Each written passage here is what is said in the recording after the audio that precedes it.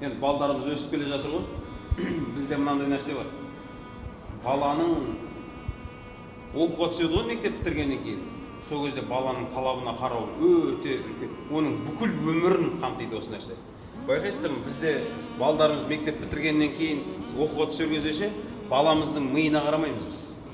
Талабына қарамаймыз да, ол бала өз қолынан не келеді?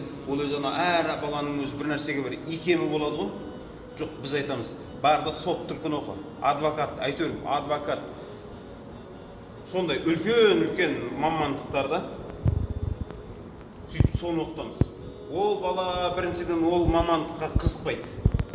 Екіншіден оның оған басы да жетпейді оған. Адам қызықпаған нәрсесін бәрібір істемейді ғой. Сөйтіп оны 4 жыл итін шығарып қинап жүріп оқисың, оқытасың.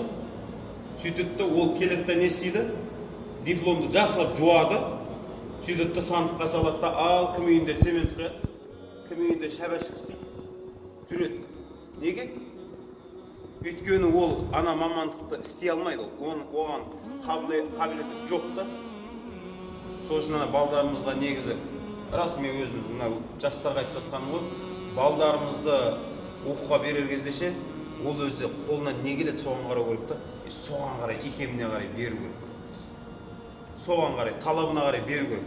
Сонда ол баладан бір нәрсе шығады да. Байқайсыздар ма, білінеді. Топырлап жүрген балдар ойнап жүреді ғой, қарап отырсаң ше, біреулері алады да өзінен өзі екі темірді алады да жалғайды да жүреді ше. Или бір темірді алады да бір жер шұқиды, бір болтты бұрайды, оны қайтадан тығады. Сондай нәрсе бар өзі ше. Бір балдар бар, ана машина көрсе дөңгелегін жұлып тастай береді ше. Бір балдар бар, соның дөңгелегін барады да құрастырады да жүреді да. Ана темір шұқылауға қызығатын бала бар ғой, одан әнші шықпайды одан. Ол ана микрофон шұқылап кетеді кейін ше. Оны мынақа икеміне қарай бер да. Байқайсыздар ма, біз көбінесе қарасай, қалада отқан жігіттер білеміз ғой, сантехник деген жұмыс бар ғой, бізге бір ұят жұмыс сияқты да. Бірақ қаладағы байлардың бәрі, пожалуйста деп сантехникқа жалынады да отырады, үйіне шақырып ше. Аналар айтады, завтра приду дейді, болды. Завтра қайшын отырасын бүйтіп абайлап. Электрик деген нәрсе, біздің жігіттер, мектеп бітірген жігіттер да өздерінше енді қазір анаған түсем, мынаған түсем деп жүр ғой енді. Электрикті оқысай десеңше, сен мен кім деп тұрсың дейді да. Бірақ электриктерге жалынып отырып қой, кеш үйге өзіміз бір шұртты бұрай алмаймыз да, тоққа түсіп өлем бе деп қорқамыз. Мамандығын қазір қарасаңызшы, электрик, сантехник, мынау деген мамандықтар бар ғой. Шынымен өте авторитетный жұмыс болып тұр ғой. Сол балдарымыздың талабына қарау керек. Шынымен қызыға ма, электрик қыл балаңды, сварщик қыл. Сварщик деген не деген жақсы жұмыс ше. Осы біздегі проблема осы ғой, біз жұмыс таңдаймыз ше.